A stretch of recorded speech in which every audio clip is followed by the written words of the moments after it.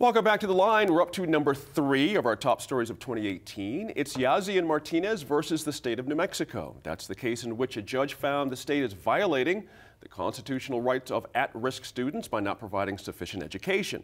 Outgoing Governor Susana Martinez and the Education Department were apparently gearing up to appeal that ruling, but Governor-elect Michelle Lujan Grisham has said she will not fight the judge's decision. And Inez, that means this will no doubt dominate the discussion in the roundhouse and the classroom for the next few months, given the state has until April 15th to present a fix to this situation.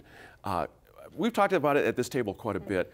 It could be just the thing New Mexico needs to get some things rolling. Your thoughts on that and how the public might perceive this as well? I think people are very excited because there are a number of things that we know we can do. Right. You can pay teachers more to keep the best and to attract the brightest. You can have early education so that children are prepared when they go to school. Instead of fighting over whether you flunk kids at 3rd grade, you can have tutors so that people are ready at 3rd grade and can read. That's right. And we've never had the money for this, and now we have a court order saying you have not been spending well, you need to spend better. And we also happen to have a flush budget for the first time in a long time. That's right. So I think if people work together, they can come up with a plan that does focus on the at-risk students, which in New Mexico is almost everybody. So it's not like this is going to just go to one tiny group. I mean, right. Santa Fe, I forget what the numbers are. You know, we're supposedly a wealthy city, and we have 70% poverty in our schools, and many of our Southside schools are 100% poverty. That's right. So I really think this is an opportunity, and by not appealing, you're getting to the heart of what needs to be done, which is to help students succeed.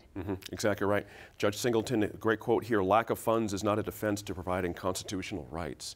And Mary makes a good point. We have a little bit more money now, but when this decision was handed down, you know, the judge was basically saying, you gotta prioritize here. There's plenty of money for everything if you really want to just do it. So advocating for the public in that case, was that a sense of that you got it from as well, and or folks hearing it that way as well? Oh, I mean, yeah. I mean, I think so. And I mean, I think also maybe we see that folks were hearing it that way in the election. I mean, there's a lot of reasons why people vote the way they do, but That's right.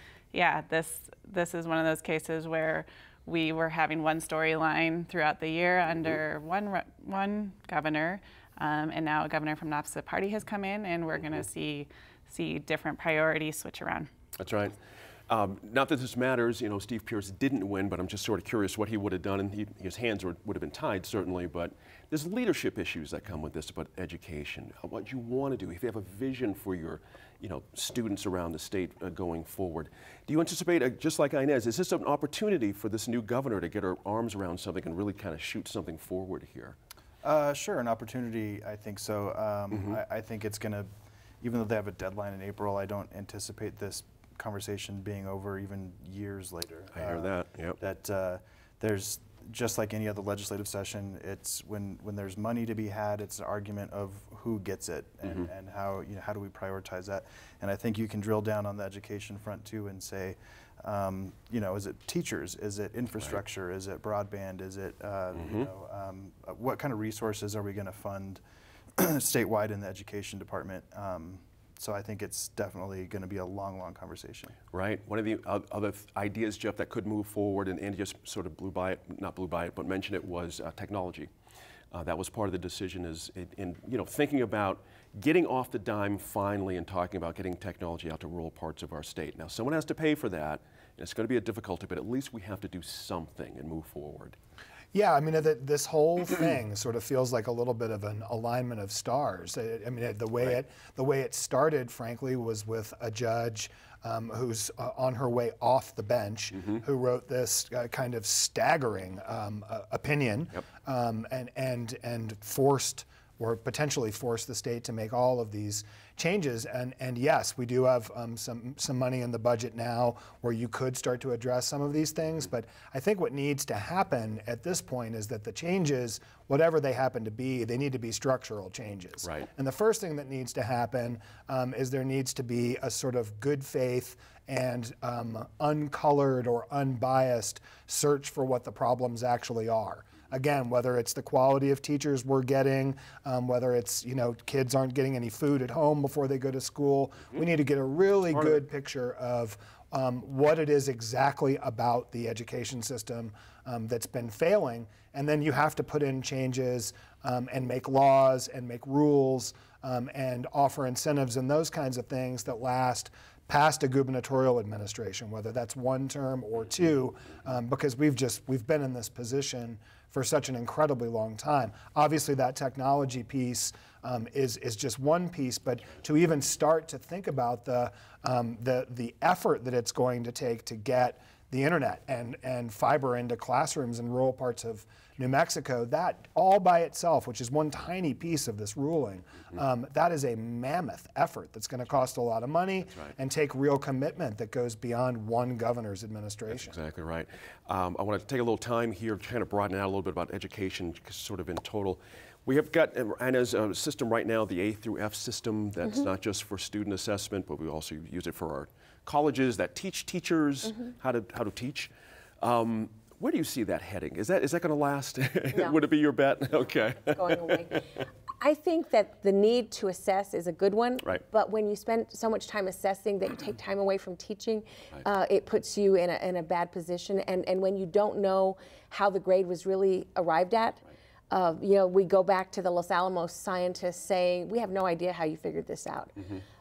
So I believe that every parent should know things like the attendance rate, you know, the teacher's educational level, lots of things about your school, but you can list those and people are pretty smart. We can figure out that works or that doesn't work. And I think if we can spend less money gathering information that you don't necessarily need and more money paying teachers and buying books and that kind of thing, right there you're going to have more money to deal with. That's right. It's how you spend the money you have as well as what new money you come in. So what I'm hoping is to see people who are less interested in finding ways to embarrass schools, embarrass teachers, embarrass education schools, and help them and then do better as a result. That's right, with resources. Exactly right. Now, moving on to our second biggest story of 2018, we're calling this one the economic upturn. For sure, there was a lot to be optimistic about in 2018, and it all started with the big news that Netflix was buying Albuquerque Studios to create the streaming giant's first production hub.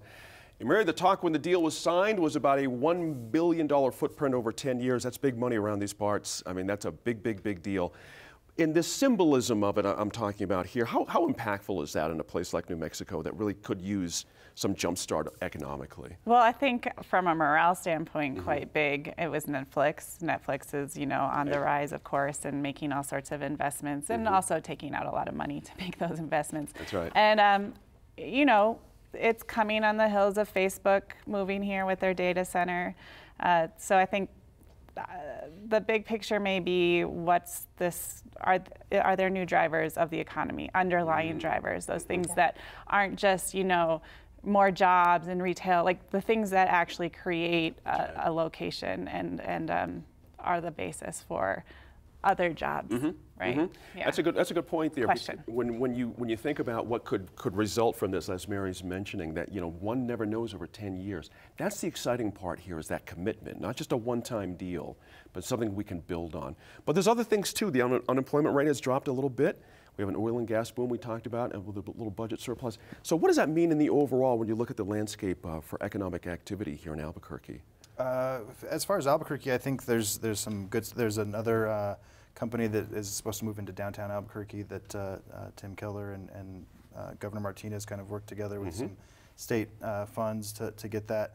I think one thing that I'll be watching going forward is what some of these incentives are to some of these companies. Tim Keller ran really heavily on not even worrying about Amazon. You know, when there was a question posed to him during the campaign, what would you do to get Amazon here? And he said, I wouldn't, essentially, because we need to focus on, you know, the things here and long term. Let's not have another Intel where we give them all this money and then we see layoffs going forward. So it'll be interesting to see how long these things last, I guess. You know, Jeff, one of the things we talked about at this table was the various minimum wage fights that go on across our state. We have certain ballot things here in Albuquerque and Santa Fe, and that is something that is moving nationally. Something is happening with the minimum wage situation here. Do you anticipate that to be another fight again in 2019 for our state as well? Yeah, I mean, I certainly think that it's something that's going to come up during the legislative session, and the big question ultimately is whether this is something that's going to happen sort of municipality by municipality, county by county, or is this going to be something that they can all come together on up at the legislature? On the other side of the coin, of course, is so-called right to work. And that's one that I don't anticipate is going to have any traction if it's brought up during the legislative session. But we are seeing efforts to sort of go city by city, county by county, and institute those kinds of ordinances and laws. So yeah, as far as a potential statewide minimum wage, this is the best chance, if that's something Democrats want, that they've had in a very long time to try to pass something like that statewide.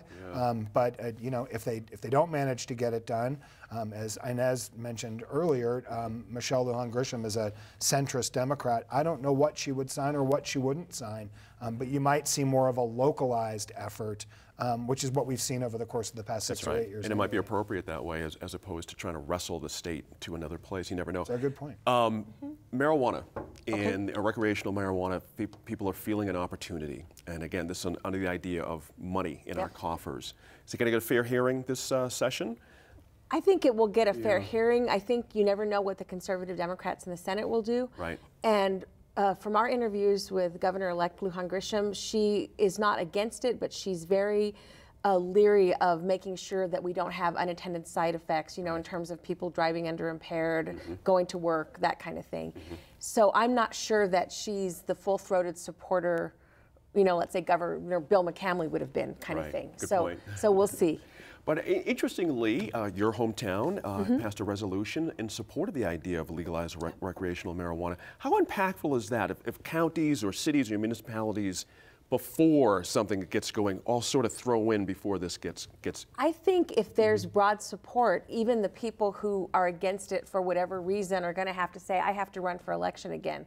And if everyone in my town wants X, then maybe I have to be for it. And the polling is pretty high on I mean, it's a lot of money, and it's one of those things that if you get arrested, it can still ruin your life depending on where you are. So people are saying, why would we want to impact people's lives badly for something that's legal just, you know, 100 miles away or whatever? That's a good point.